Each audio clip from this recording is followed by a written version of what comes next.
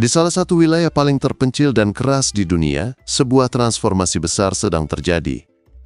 Prosesnya tidak gegap gempita, tetapi berjalan pelan, sistematis, dan penuh perhitungan. Sepanjang bentangan pegunungan Himalaya, jalan-jalan baru dibangun di wilayah yang sebelumnya hampir mustahil dijangkau. Landasan pacu diperpanjang di ketinggian ekstrim, sementara sungai-sungai yang selama ribuan tahun mengalir bebas kini dibendung dan dialihkan. Bila dilihat secara terpisah, proyek-proyek ini tampak seperti pembangunan biasa, modernisasi infrastruktur. Namun, jika kita mundur selangkah dan memandang keseluruhan gambarnya, pola yang muncul jauh lebih besar dari sekadar pembangunan ekonomi. Yang sedang berubah bukan hanya kondisi fisik, tetapi keseimbangan kekuatan di Asia.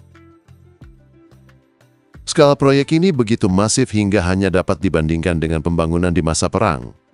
Medan yang dulu menjadi penghalang kini disulap menjadi jalur yang memungkinkan pergerakan cepat, jangkauan lebih luas, dan akses yang sebelumnya mustahil. Di Himalaya, perbatasan antara India dan Tiongkok tidaklah tetap.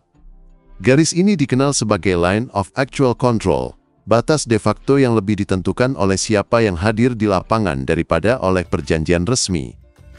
Di sini, patroli berarti klaim, dan pos-pos berarti kedaulatan.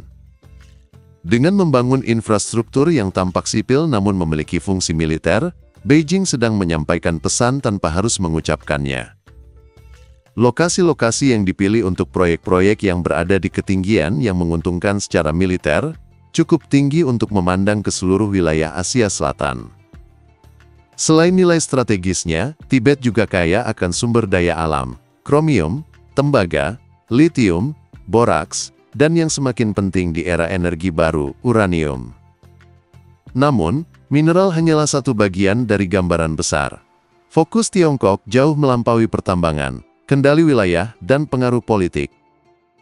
Sejak 2020, Tiongkok telah meluncurkan lebih dari 300 proyek infrastruktur baru di Tibet. Jalan raya utama seperti G219 telah diperlebar dan diperkuat, mempersingkat perjalanan yang dulu memakan waktu berminggu-minggu menjadi hanya hitungan hari, cukup cepat untuk memindahkan kendaraan lapis baja dari Xinjiang ke Tibet. Jalur lain seperti G315 dan G318 sedang mengalami peningkatan serupa, menjadikannya koridor militer yang mampu mengirim pasukan ke wilayah sensitif seperti Ladakh dan Arunachal Pradesh dengan kecepatan tinggi. Bandara juga mengalami transformasi besar. Bandara Shigatse Heping kini dilengkapi pangkalan helikopter, sistem rudal permukaan ke udara, perpanjangan landasan pacu, dan penempatan jet tempur J-11. Fungsinya telah berubah dari bandara sipil menjadi pusat operasi udara di ketinggian tinggi. Proyek serupa tengah berlangsung di Bandara Shannon Longxi dan Ngari Gunsa, yang terakhir hanya berjarak 200 km dari Danau Pangong, lokasi bentrokan fisik antara pasukan India dan Tiongkok beberapa tahun terakhir. Di utara, perluasan juga terjadi di Bandara Shache Yarkand, Hotan Wanfang, dan Ngari Burang. Jika dihitung, sedikitnya 2 lusin bandara di sepanjang Himalaya kini berstatus 2 fungsi, mampu melayani penerbangan sipil sekaligus operasi militer, dan banyak di antaranya hanya berjarak puluhan kilometer dari perbatasan India. Proyek besar lain yang tengah berjalan adalah jalur kereta Sichuan Tibet.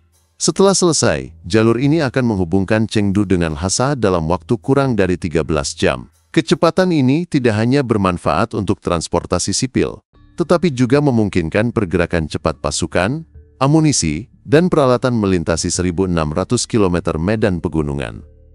Cabang-cabang jalur ini bahkan direncanakan menjangkau wilayah dekat perbatasan India.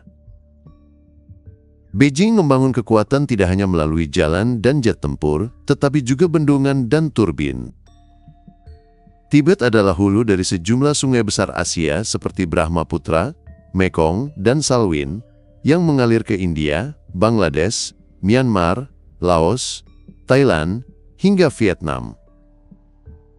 Tiongkok saat ini sedang membangun bendungan terbesar di dunia di Sungai Yarlung Sangpo, dikenal sebagai proyek Medok Megadam, yang diperkirakan mampu menghasilkan 60 gigawatt listrik, 3 kali lipat kapasitas bendungan Tiga Ngarai.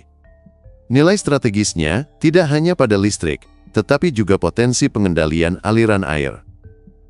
Kekhawatiran India dan Bangladesh sederhana, bendungan ini berpotensi menjadi senjata politik. Dalam skenario tertentu, Tiongkok dapat mengatur aliran air untuk menekan negara-negara hilir, melepaskan air berlebihan untuk banjir, atau menahannya untuk menciptakan kekeringan. Pengalaman sebelumnya menunjukkan bahwa bendungan Tiongkok di Sungai Mekong telah mengurangi aliran air hingga 50% di beberapa negara Asia Tenggara. Permintaan energi global kini berada pada titik tertinggi.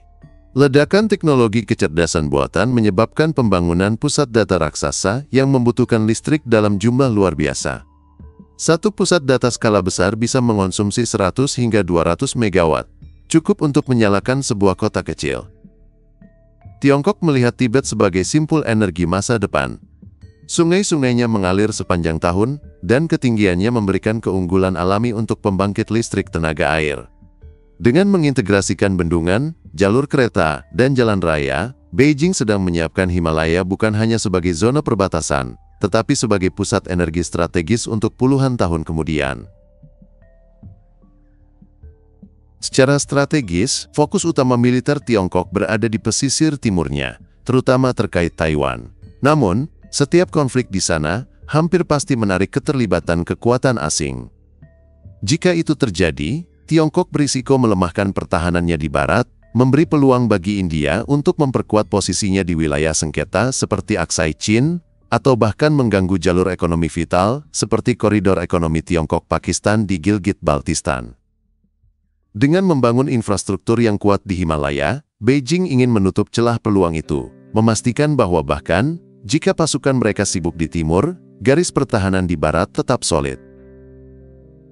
Dari sudut pandang Beijing, langkah ini adalah pencegahan, menunjukkan kesiapan, dan menghilangkan godaan lawan untuk menyerang lebih dulu.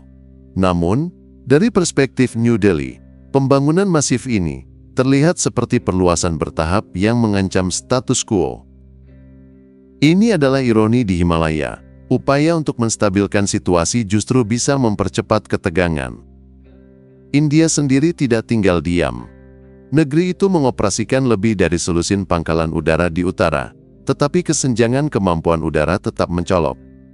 Tiongkok memiliki keunggulan kuantitatif dan kualitatif, dari jet tempur generasi kelima yang sudah diproduksi massal hingga anggaran pertahanan yang jauh lebih besar. Jika dilihat secara menyeluruh, Tiongkok sedang melakukan rekayasa ulang kawasan Himalaya, membangun jalan raya, memperluas bandara, membangun bendungan raksasa, dan menyiapkan jaringan energi yang menghubungkan ketinggian Tibet dengan pusat-pusat industri. Semua ini dilakukan dalam kerangka legal wilayahnya sendiri. Namun, di dunia politik, niat jarang dinilai dari apa yang diucapkan, melainkan dari persiapan dan kekuatan yang dimiliki. Infrastruktur yang dimaksudkan untuk mencegah perang, justru bisa dibaca lawan sebagai undangan untuk konfrontasi.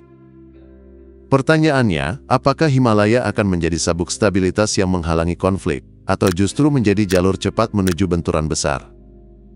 Jawabannya tidak akan datang dari puncak gunung atau lembah sungai, melainkan dari keputusan-keputusan yang diambil di Beijing dan New Delhi, dan dari cara masing-masing pihak menafsirkan gerak langkah yang dilakukan lawannya hari ini.